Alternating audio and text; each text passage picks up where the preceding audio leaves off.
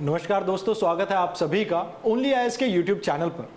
आज के इस वीडियो में हम जीएस पेपर 1 के एक इंपॉर्टेंट टॉपिक को कवर करने वाले हैं, दैट इज ट्राइबल पॉपुलेशन।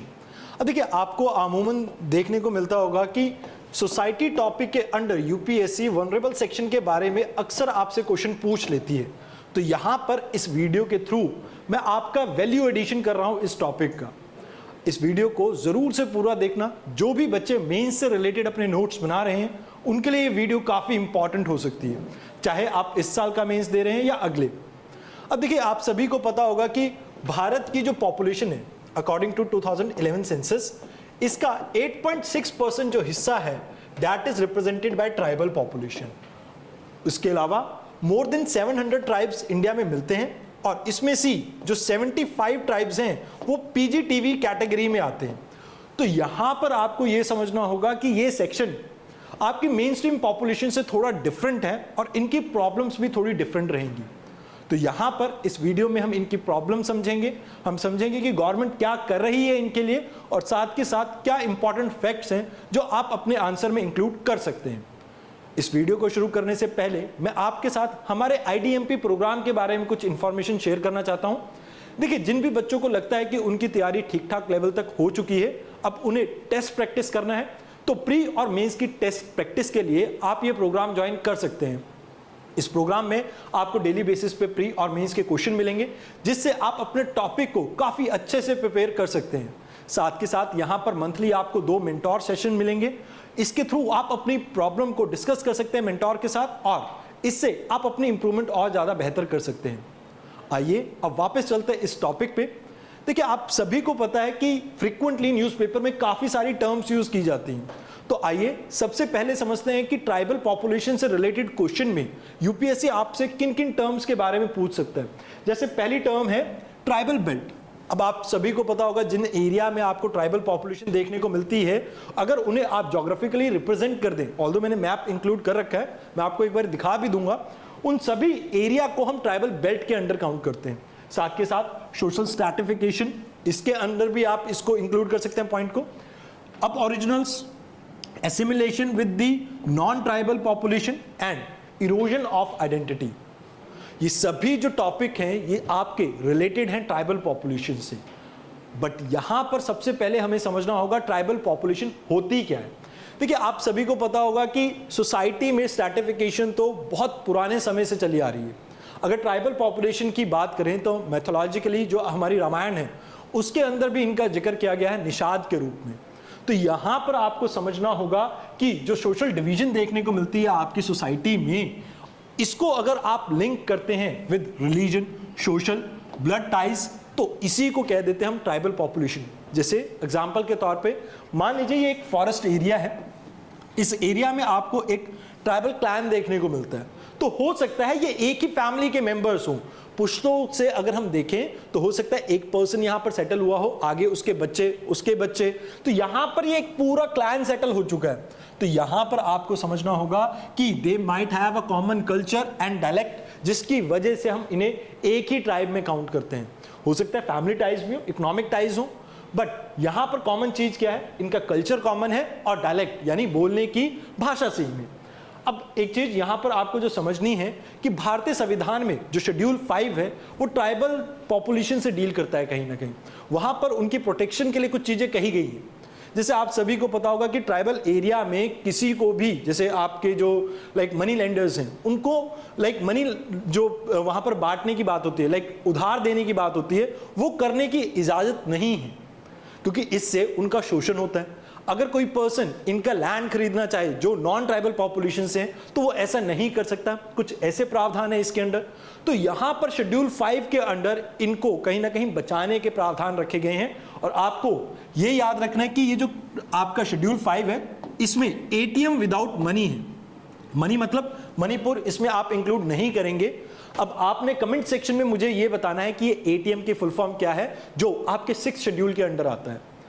अब कुछ एक एग्जाम्पल भी आपको पता होने चाहिए कि कौन कौन सी आपकी ट्राइबल पॉपुलेशन होती है। जैसे गद्दीज के बारे में आपने सुना होगा जो आपको हिली एरियाज में देखने को मिलते हैं, चरवाहे, बकरवाल। इसके अलावा नागा कम्युनिटी, मुंडा कम्युनिटी, भील, ये कुछ ऐसे एग्जाम्पल्स हैं जिनको आप अपने एग्जाम में कोट कर सकते हैं। अब यहाँ पर कुछ इंपॉर्टेंट फैक्ट्स हैं जो आप अपने एग्जाम में यूज करें तो इससे आपको वैल्यू एडिशन मिल सकता है। जैसे सेंसस 2011 के अकॉर्डिंग, जैसा कि मैं आपको बता चुका हूँ, 8.6% जो इंडियन पॉपुलेशन है वो कौन सी है? Tribal population. और जहां पर आपको 700 से ज्यादा ट्राइबल ग्रुप्स देखने को मिलते हैं और 75 से ज्यादा पर्टिकुलर वनरेबल ट्राइबल ग्रुप्स देखने को मिलते हैं। अब यहां पर आपको ये चीज याद रखनी है कि जो पंजाब, चंडीगढ़ और हरियाणा वाला एरिया है, यहां पर आपको ट्राइबल पॉपुलेशन देखने को नहीं मिलती है और ज्यादातर आपको कंसंट्रेशन जैसे यहां पर नॉर्थ ईस्टर्न पार्ट में देखने को मिलती है इस एरिया में, उसके अलावा मध्य प्रदेश वाले एरिया में और बाकी कुछ एक एरिया में यहां पर भी आपको पॉपुलेशन देखने को मिलती है। बट यहां पर पर्टिकुलरली पंजाब, हरियाणा, यहां पर आपको इनकी पॉपुलेशन देखने को नहीं मिलेगी। अब जहां पर आपको लोअर पॉपुलेशन मतलब थोड़ी कम देखने को मिलती है, 10 से कम, 10% से कम, वो ये एरिया है आपका सदर्न एरिया। तो इसको भी आप थोड़ा ध्यान में रखना मैप ड्रॉ करते हुए। तो ये कुछ इंपॉर्टेंट फैक्ट्स हैं जो आपको मैप के अकॉर्डिंगली याद रखने हैं। अब एक चीज जो रिसेंटली 2019 के डाटा में पब्लिश हुई थी जिसको आपको अपने पेपर में मेंशन करना चाहिए। देखिए, वैसे तो इन्हें बहुत से हार्डशिप का सामना करना पड़ता है, बट हाल फिलहाल में जो आपका नेशनल क्राइम ब्यूरो है, इसकी एक रिपोर्ट के अकॉर्डिंग 2019 की जो क्राइम्स है इनके अगेंस्ट वो लगभग 26% से इंक्रीज हो चुका है। अब इसके पीछे बहुत से रीजंस हो सकते हैं।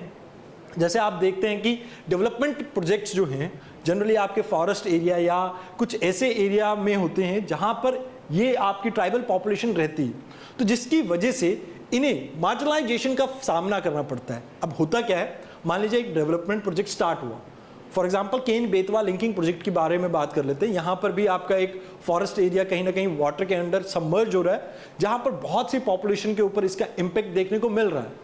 बट क्योंकि लार्जर पॉपुलेशन को इससे बेनिफिट देखने को मिल रहा है, तो ये जो स्मॉल चंक ऑफ पॉपुलेशन है इसे हम कहीं ना कहीं अनदेखा कर देते हैं। अब प्रॉब्लम ये होती है कि इनको पैसा मिलता है, ऑल्दो ये पैसा कई बार डिले से मिलता है, इसके लिए कई बार करप्शन का भी सामना करना पड़ता है इन्हें, जिसकी वजह से ये ऑलरेडी जो आप कह सकते हैं मार्जिनल पॉपुलेशन है, इनको और ज्यादा हार्डशिप का सामना करना पड़ेगा। कैसे?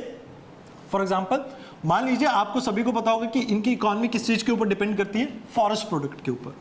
अब क्योंकि ये फॉरेस्ट से दूर हो चुके हैं, क्योंकि इन्हें यहां से फॉरेस्ट से अलग कर दिया गया, फॉरेस्ट से दूर हो चुके हैं, तो यहां पर आप देखेंगे कि अब ये शहरों में जाएंगे। शहरों में जाकर जो आप कहते हैं ना स्लम एरिया में हमें बहुत सी पुअर पॉपुलेशन देखने को मिलती है, तो ये वहां पर जाके शहरों में स्लम के अंदर रहेंगे।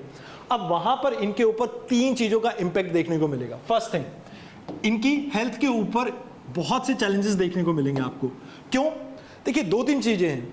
फॉरेस्ट में इन्हें फ्री में खाना मिल जाता था, न्यूट्रिशन मिल जाता था, अलग अलग ये चीजों को खा सकते थे। बट होता क्या है कि जब हम बात करते हैं पीडीएस स्कीम की, तो यहां पर फोकस सिर्फ 3 चीजों के ऊपर किया जाता है, एक व्हीट, राइस और पल्सेस। अब according to them maybe ये चीजें इनके लिए उतनी न्यूट्रिशियस ना हो, उनकी जो न्यूट्रिशनल डिमांड है उसको फुलफिल ना कर पाए। इसकी वजह से माल न्यूट्रिशन, अंडर नरिशमेंट, ऐसी प्रॉब्लम्स यहां पर देखने को मिलती हैं। दूसरी प्रॉब्लम, देखिए ये मेन स्ट्रीम पॉपुलेशन से अलग है, तो कई बार यहां पर इनको डिस्क्रिमिनेशन का भी सामना करने को मिलता है। अब होता क्या है, जैसे आप देखते हैं कि कई बार जैसे कोई वेस्टर्न पार्टी है या कुछ भी है, वहां पर कोई ट्रेडिशनली तैयार होकर आ जाए तो लोग अक्सर उसका मजाक उड़ाते हैं। तो इनका जो पहरावना है वो इनके अकॉर्डिंग ठीक है, बट हो सकता है मेन स्ट्रीम लोगों को वो पसंद ना आए।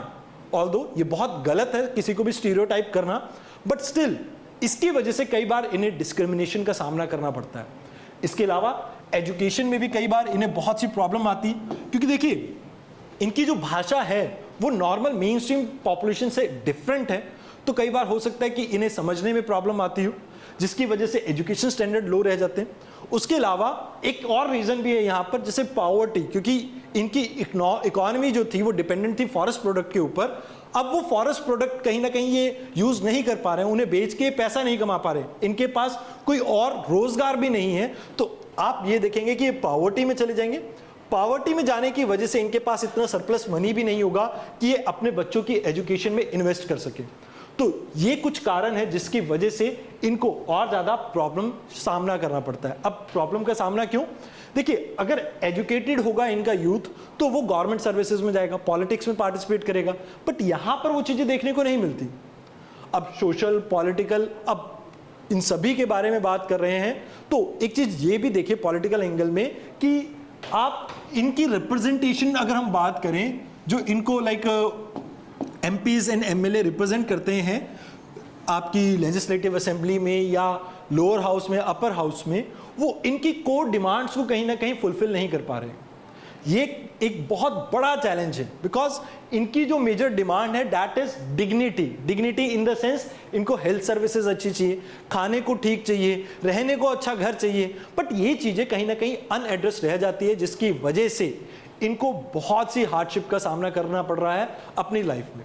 Now what are the constitutional provision या आपके लीगल प्रोविजन जिनके थ्रू ये अपने राइट्स को अवेल कर सकते हैं, बट प्रॉब्लम यहां पर भी एक आती है, क्योंकि ये एजुकेटेड नहीं है तो ये इन प्रावधानों का इस्तेमाल ढंग से नहीं कर पा रहे। फॉर एग्जाम्पल आर्टिकल 15 जो है वहां पर इनको कहीं ना कहीं सपोर्ट करने की बात की गई है आर्टिकल 15 क्लॉज 3 में, 16 में भी इसमें बात की गई है, आर्टिकल 46, आर्टिकल 335, 338A जहां पर इनके लिए नेशनल कमीशन बनाने की बात होती है, 342(1) क्लॉज 1, शेड्यूल 5, शेड्यूल 6, इन सभी में प्रावधान मेंशन है, बट प्रॉब्लम यह है कि इनको अपनी पावर के बारे में पता ही नहीं है, तो जिसकी वजह से कई बार इनको शोषण का सामना भी करना पड़ता है। नाउ लेजिस्लेटिव प्रोविजंस के बारे में बात करें तो protection of civil right act 1955, इनके तहत इन्हें लाइक प्रोविजंस कुछ मिले हुए हैं, पावर्स कुछ मिली हुई हैं अपने राइट्स को प्रोटेक्ट करने के लिए। इसके अलावा SC/ST prevention of atrocity act 1989, इसमें भी कुछ ऐसे प्रावधान है जहां पर इनके लाइक राइट्स को प्रोटेक्ट किया जा रहा है, जैसे कोई भी इंसान इनके अगेंस्ट डिस्क्रिमिनेशन करता है तो इस एक्ट के तहत उनको सजा हो सकती है। अब जैसा कि मैंने आपको बताया कि इनका कल्चर बिल्कुल डिफरेंट है मेन स्ट्रीम से, तो इसी चीज को संजोने के लिए, संभाल के रखने के लिए पैसा एक्ट को इंट्रोड्यूस किया गया था, जहां पर यह इंश्योर किया गया कि डायरेक्टली कोई भी चीज जैसे one size fit all policy के तहत कुछ भी इनके यहां पर डायरेक्टली इंप्लीमेंट ना हो। इसके अलावा आप फॉरेस्ट राइट एक्ट 2006 के बारे में पढ़ते रहते हैं फ्रीक्वेंटली, यूपीएससी ने इसके बारे में क्वेश्चन भी पूछा है, जहां पर इन्हें फॉरेस्ट में बहुत से राइट्स दिए गए हैं, जैसे माइनर फॉरेस्ट प्रोडक्ट के बारे में आपने सुना होगा, उसके अलावा आप लैंड के बारे में सुना होगा, 4 एकड़ लैंड इन्हें मिलता है उसके तहत। तो ये सभी प्रावधान आपको याद रखने हैं। अब देखिए गवर्नमेंट ने भी कई ऐसे इनिशिएटिव लिए हैं जिसके तहत इनके जो वेलफेयर है इसको हम इंश्योर कर सकें। फॉर एग्जांपल आपने स्टार्टअप स्टैंडअप इंडिया के बारे में सुना होगा, स्टार्टअप इंडिया, स्टैंडअप इंडिया, जहां पर इन्हें लोन्स वगैरह प्रोवाइड किए जा रहे हैं ताकि ये एंटरप्रेन्योरशिप को अकोमोडेट करें, कहीं ना कहीं अपने खुद के धंधे स्टार्ट करें, काम स्टार्ट करें। इसके अलावा वन धन विकास केंद्र इनिशिएटिव, अब इसके तहत ये कोशिश की जा रही है कि फॉरेस्ट प्रोडक्ट जो ये माइनर कलेक्ट करते हैं इसको कैसे हम बेटर करके और ज्यादा रिफाइन करके, जैसे मान लीजिए हनी कलेक्ट करते हैं, हनी की ब्रिक बनाकर अगर हम बेचें तो इससे ज्यादा पैसा मिल सकता है। तो इस तरह की चीजों के ऊपर फोकस किया जा रहा है। जो ट्राइबल कल्चर है उसको कहीं ना कहीं प्रमोट कराया जा रहा है ताकि इनके जो वैल्यू एडिशन के थ्रू मॉनेटरी गेन है उसको हम इंश्योर कर सकें। साथ के साथ गोइंग ऑनलाइन एज लीडर गोल, ये स्कीम आपकी स्टार्ट की है मिनिस्ट्री ऑफ ट्राइबल अफेयर ने, जहां पर डिजिटल स्किल्स के ऊपर फोकस किया जा रहा है और यहां पर फेसबुक इंडिया जो है इसका साथ दे रही है आपकी ट्राइबल मिनिस्ट्री का।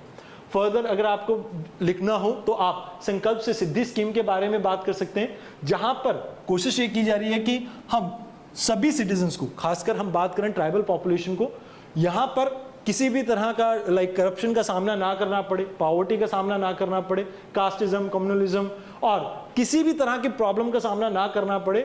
अच्छी गवर्नेंस टेक्निक को, टेक्नोलॉजी को अडॉप्ट करने की कोशिश की जा रही है गवर्नमेंट के द्वारा, ताकि इंश्योर कर सके कि हर स्कीम का बेनिफिट हर स्ट्रैटा तक पहुंच सके। Further Eklavya model resident schools, इनके बारे में मैं ये कहना चाहूंगा कि ये बहुत ही बेहतरीन मॉडल है, जहां पर हम कोशिश कर रहे हैं कि हम इंश्योर कर सके कि इनकी एजुकेशन एक प्रॉपर मैनर में हो सके। यहां पर बच्चों को इन हाउस रखा जाता है, हॉस्टल फैसिलिटी है, ताकि इनकी होलिस्टिकली डेवलपमेंट हम कर सके। और यहां पर फोकस केवल और केवल एसटी पॉपुलेशन के ऊपर है। इन स्कूल्स में ना केवल एजुकेशन बल्कि इनके न्यूट्रिशन के ऊपर भी ध्यान दिया जाता है और इनकी होलिस्टिक डेवलपमेंट के ऊपर भी ध्यान दिया जाता है। अब कुछ एक चीजें हैं जो आपको इस टॉपिक के दौरान ध्यान में रखनी है। देखिए एसटी पॉपुलेशन जो है इनकी अपने आप में बहुत सी अलग अलग प्रॉब्लम्स हैं। अगर आप उनको जैसे मैंने आपको इस वीडियो में बताया, ऐसे ही चॉक आउट करके अगर एक दो प्रॉब्लम्स आपको लगता है कि और यहाँ पर आप इंक्लूड कर सकते हैं, तो आप अपने आंसर में उससे भी इंक्लूड करने की कोशिश कीजिए और इन्हें डिवाइड करने की कोशिश कीजिए। पॉलिटिकल एंगल के फ्रंट पे, इकोनॉमिक एंगल के फ्रंट पे, सोसाइटल एंगल के फ्रंट पे, ताकि आप एक डाइवर्स व्यू ले सकें एक पर्टिकुलर क्वेश्चन के ऊपर। तो यहां पर इस वीडियो में इतना ही। धन्यवाद।